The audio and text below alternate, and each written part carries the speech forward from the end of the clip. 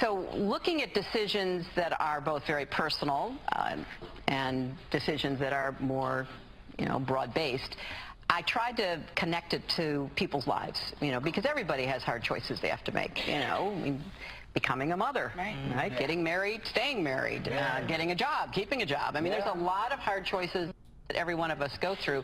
And then nations have to make hard choices and how they make them and what their values are. She had them mesmerized on The View, ladies and gentlemen, paying homage to Barbara Walters, supposedly. But at the same time, during much of that stay on The View, the huge backdrop of Hillary's book cover just happened to appear on that show. And as promised, joining us now to talk about all this and more is Daniel Harper, online editor for the Weekly Standard. Hello, Daniel.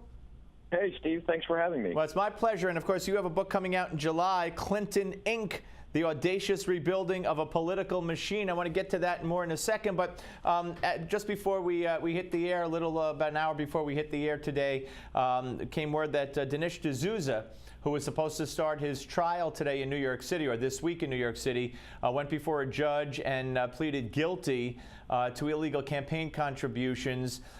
His lawyer had claimed that this was politically motivated. We had talked to Dinesh and Gerald Mullen, especially, who was the producer of Schindler's List and produced the documentary that was so successful.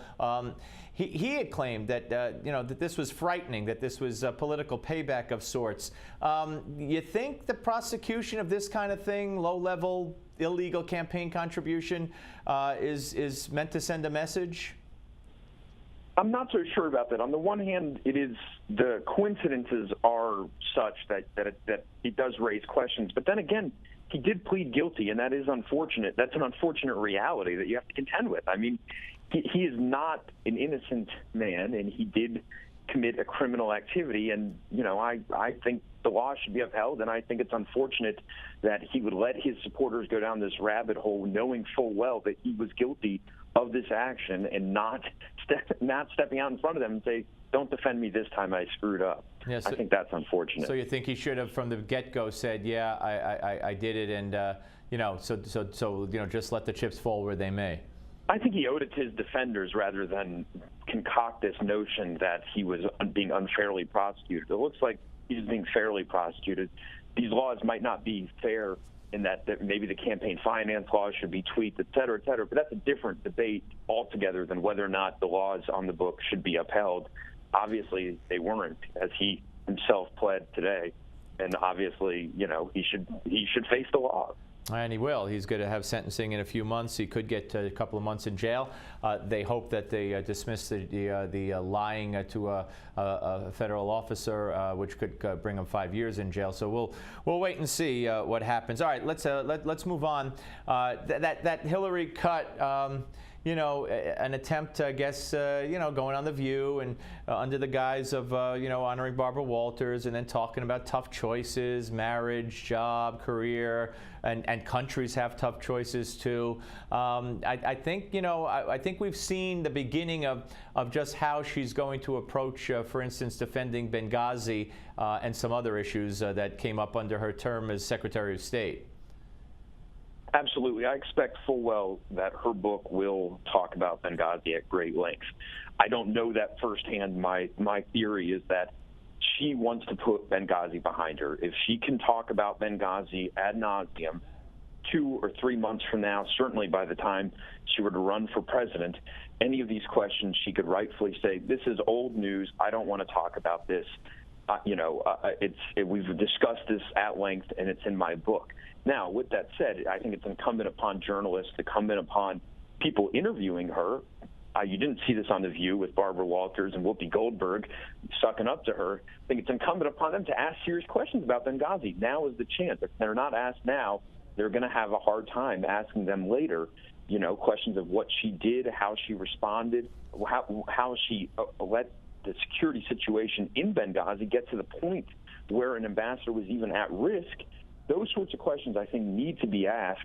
Whether they will by this media that seems entirely uninterested is well, it's another story. Well, Bill Clinton was asked about a bunch of foreign affairs issues, and he kind of directed it to Benghazi. I think Gwen Ifill was doing the interviewing at a forum, a symposium, last week it was, and we played the soundbite where he went through the whole thing, and he said, first of all, she did the right thing in convening the investigation, and now they're going along with the recommendations made by the committee, which, by the way, never spoke to Hillary or hardly anybody on the ground. But having said that, he also volunteered that traditionally and historically, secretaries of state really don't get involved in security matters of that nature. He also then went on to say that 2 of the dead heroes were armed to the teeth and were part of a group of 20 Americans who were there in the area to protect. So it's kind of claiming, well, it's not my job. And by the way, there were armed people. 2 of them, in fact, who were killed were there armed and trying to save them. So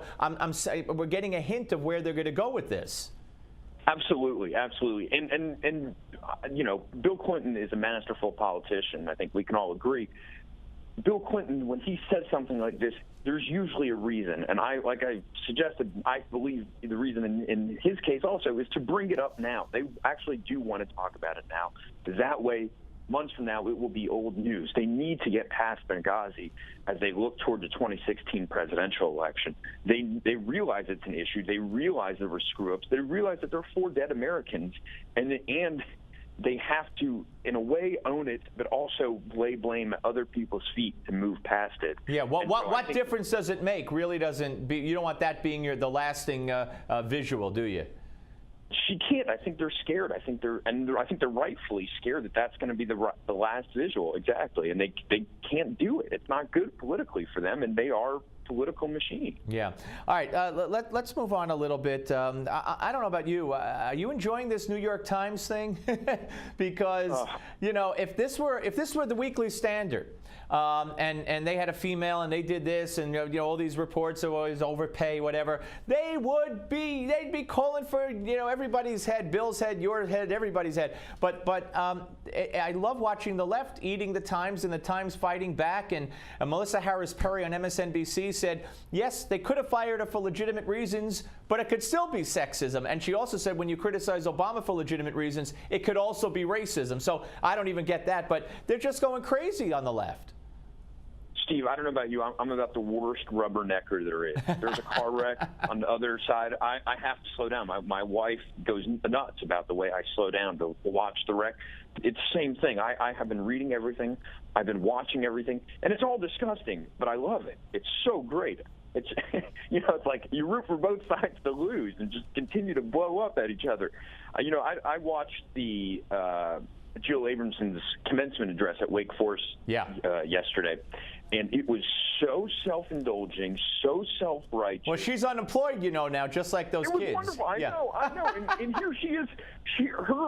She is just like the graduates at Wake Forest because she, too, she says, doesn't have a job and doesn't know what she's going to do next. It's like the worst economy for college graduates in a long, long time, certainly for young people across America. And here she is, in like her self-pity mode, and we're supposed to feel sorry for her and for all of them. And I mean, it's insane. And you know what else is tearing the left apart? An African American is now going to replace her.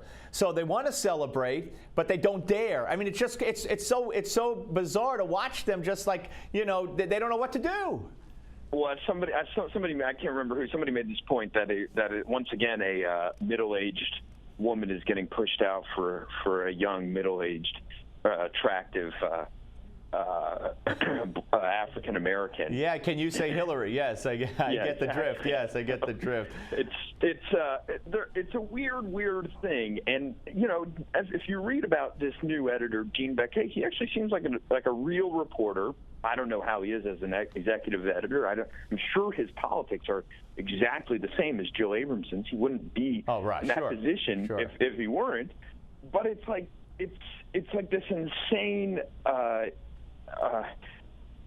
feeding frenzy where she is probably doing more damage to the New York Times than any good she might have been done the last 3 years.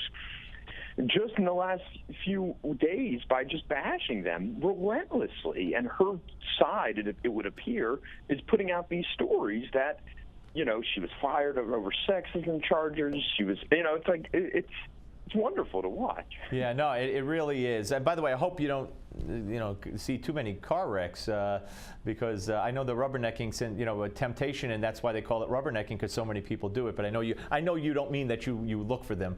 You just can't resist once you see them. I know that. Exactly. Yeah, I want to clear that up, because if Media Matters or the New York Times is listening, I just want to make sure they understand you're not out for accidents. Okay, before I let you go, you know.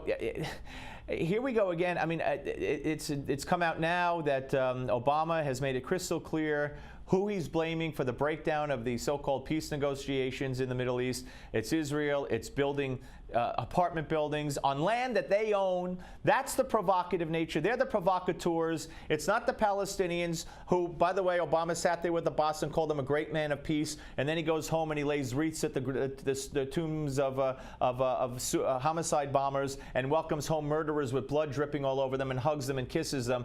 That's the great man of peace. What are we witnessing here? It's really sad. I mean, if anybody's been and seen these so-called settlements, you'll realize that really what they're arguing over is like a new apartment building next door. And these really are, you know, there's certain things in the Middle East peace process that basically everybody from every side agrees will be in some sort of final agreement, right?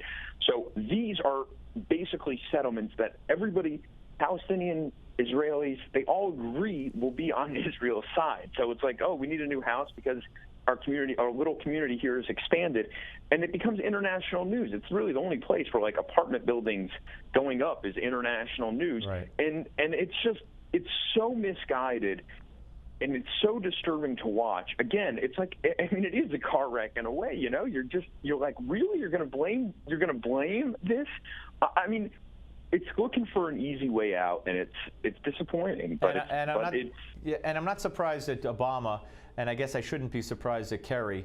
I didn't think Kerry could stoop any lower than he already had stooped in talking about the Vietnamese, the troops fighting in Vietnam when he came back, throwing the medals away, criticizing our government, and then, of course, criticizing our troops in Iraq, saying they were terrorizing women and children, telling high school students if you don't do well, you wind up in Iraq. But I guess I was wrong. I guess he can do worse, and now he's Palestinian spokesperson to boot.